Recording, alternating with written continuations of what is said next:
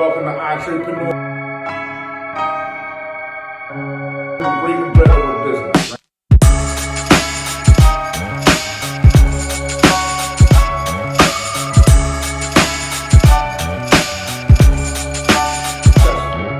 Failure, finance.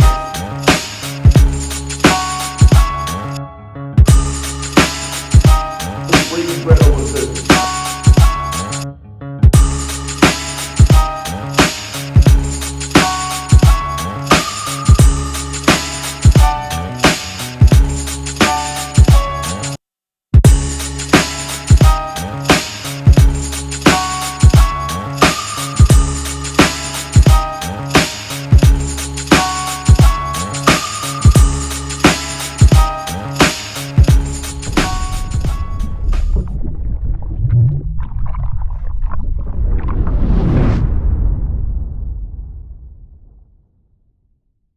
How much time does that take during your course of the day? About an hour. About an hour? Oh, that's good. Yeah, I wake up there's this misconception about the early bird, just the way you have to wake up early. You have to kind of tell your schedule to yourself. Gotcha. So I was trying to wake up at like 4 or 5, but I really didn't need to. Yeah. So now I wake up at 7 now. Okay. So I wake up at 7, do my miracle morning. That kicks into like 8 or 9. Okay. And I jump in. Now I'll jump on the laptop just to catch up on my emails, and then I'll just run to the office or do whatever else I gotta do. Gotcha. No, that's good, man. Yeah. That's good. My last question for you is, I sort of skipped over it. We talked about your prior careers, jobs, and opportunities. Yeah. How do you utilize all those experiences into what you do now, to be an entrepreneur now? Yeah, that's a great question.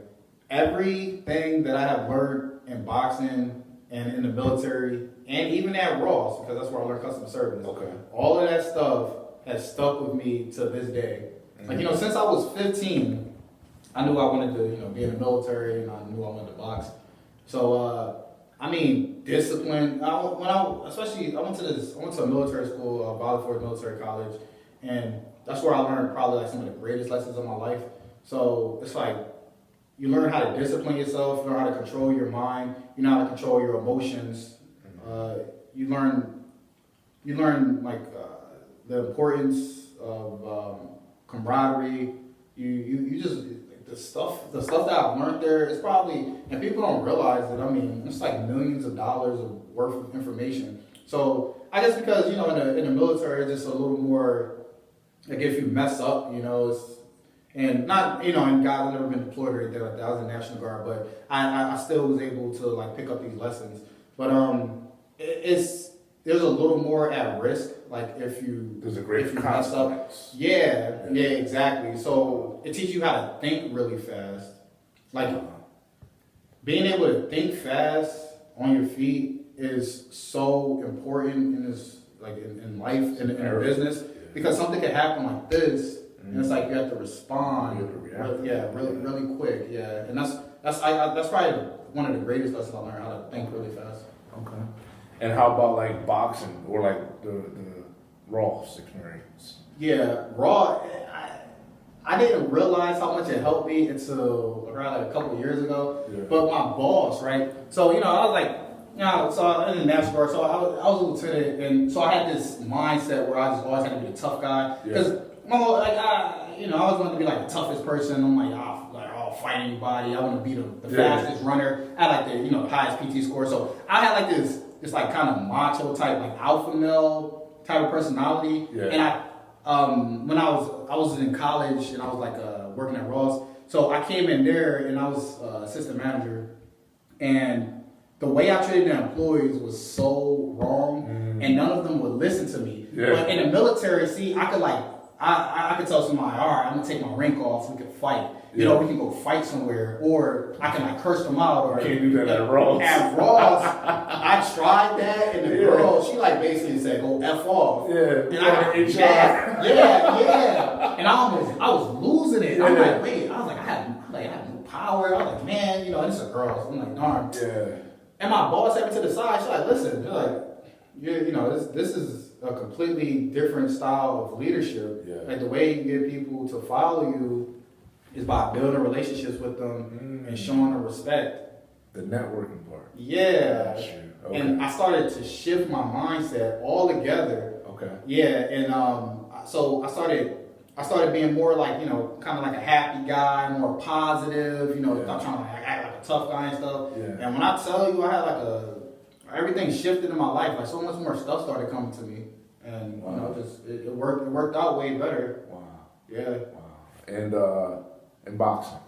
Yeah, man, I love boxing. Yeah. Boxing is just life.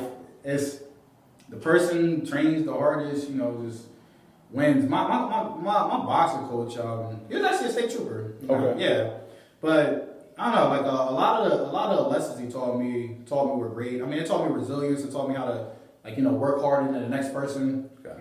Because the person who just works the hardest is the one wins. Gotcha. But boxing taught me a lot. Okay. So I wanted to bring that up because again, we're talking about you. We highlighting Donni Fludd, right? Yeah. But we want to give gems to the people, right? Yeah. And I just feel like that's so important, everything you just laid out. Because we talked about prior experiences, whether you're working at Ross, right, military, or boxing as a hobby or a sport, right? How that contributes into you being a successful entrepreneur. Yeah. And I think that's important. That's an important gem for the people to see and hear, because don't feel defeated. Don't feel, I've been at this job, this McDonald's, I've been at this Ross, and, don't feel like that's what your life is destined to be, or you're looking at people doing better than you, or you're looking at entrepreneurs who have more than you, or at least seems like they have more than you, and feel like you already been defeated.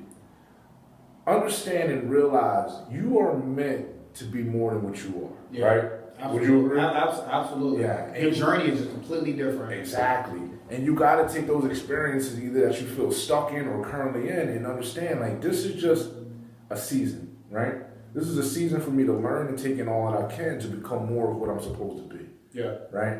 And would you agree with that? Yeah, very well said.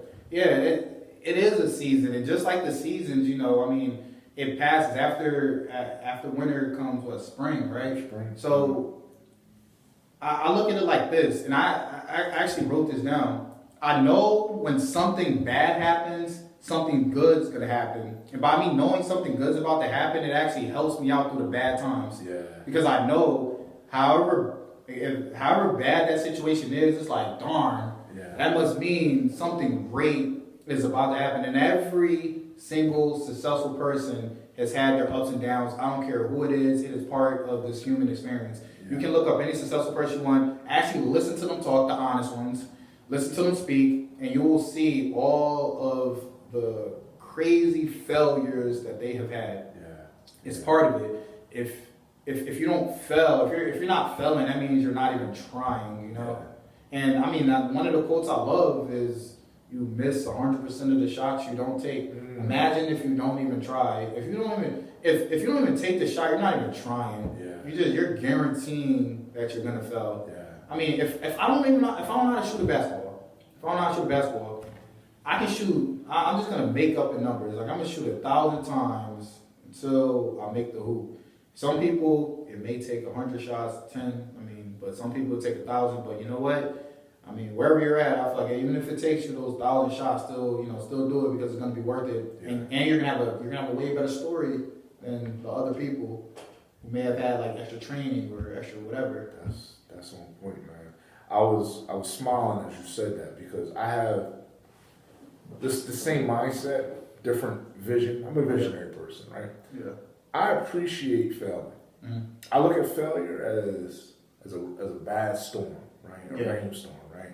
But one thing you can expect after it rains is the sun to rise again, right? Yeah. And that's a representation of a better opportunity, right? A new beginning. Absolutely. And I'm weird. I love the rain. I love the darkness, right? I like the rain too, man. That's funny that you said that. Yeah, really? It's weird, bro. Like I like sitting in it. Like when it rains, I sit in my room and I just meditate, man. I just listen to it. Yeah. That's it. Yeah. That's our brothers, man. It's refreshing. It is because it's a cleansing. It's a cleansing.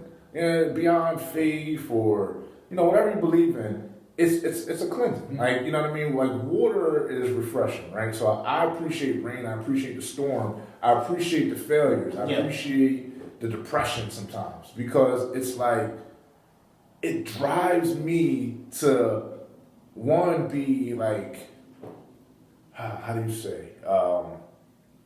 Appreciative. Appreciative, but it's like, I know there's going to be a better day, a better way. Exactly. You know what I mean? It's just like, let this come. Let this storm come. You know what I mean? I embrace it.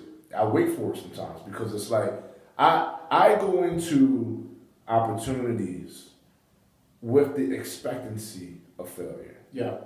And I know that's backwards, that's wrong, that goes against, other people's psychologies and methods, but I go into That's smart. To me, it's smart, because we talked about that mechanism that we developed for, what were we talking about earlier? What's that? Like resilience? For failure, like that. Like resilience. That defense mechanism. Yeah, there we go. mechanism. So that is my defense mechanism, to where it's like, I'm going into this with full positivity. Yeah. I'm going to make this happen, right? Yeah. But I'm also going to expect there's going to be a rough You time. make your failure a positive. Yeah, you got to. Yeah, absolutely. That's a great mindset, man. And that's why, figuratively, I always say, after the storm comes the sun. You know what I mean? The sun will rise again. I was actually thinking about getting a tat one. Like, I never got it, but it's like a balance thing. Yeah. It's just balance, like yin and yang. Exactly. Not to get into like any type of like philosophies or religion or anything, but like I actually got the yin and yang sign on right now. Like really? So I believe that life is a balance and everything has balance. Like, how can you know what pleasure is if you never experience pain? Yeah. And That's so it, man. I think it's all part of it. But what you did was you flipped it around. So instead of going into something and saying, man, I might fail, this is gonna hurt, you look at it as a positive. Yeah. I'm gonna fail, but guess what? I just got started, and this failure is gonna help me to get to the next level. This failure is gonna help me to get to something even better, or this failure is gonna be win. I mean, like, think about it. Anything right now that you haven't, like me, I don't know. I can't really think of something I never did before. Like, I don't know, like hockey or something. Okay. If I play hockey right now, I'm gonna be horrible at it. It's just the truth. But if I go to it like this, like, I'm gonna be horrible. But guess what? Now I'm on ice. I'm learning how to skate. I'm learning the rules, and I'm getting better. Yeah. So if you go into it with a positive mentality, it's not a failure. It's just a stepping stone. You go into it embracing it. Yeah, exactly. So it's like, all right, I'm gonna put these skates on. I suck at skating. I never skated before. I'm gonna fall, but I know when it happens, I'm gonna get back up. Exactly. And it's gonna make me a stronger player. Yep. Right? Because I'm gonna prevent myself from falling again after I fell. Yeah. Exactly. That's it. Yep. That was with skiing, man. Like, the first time I was skiing, bro, like, I was like, almost, at first, I'm like, darn, I'm embarrassed. I'm gonna fall in front of everybody. Yeah. But then I switched my mindset. I was like, I'm gonna fall, but by me falling X amount of times, it's gonna help me to actually, like, excel and be able to be a better skier. Gotcha. And I fell, but I just laughed about it.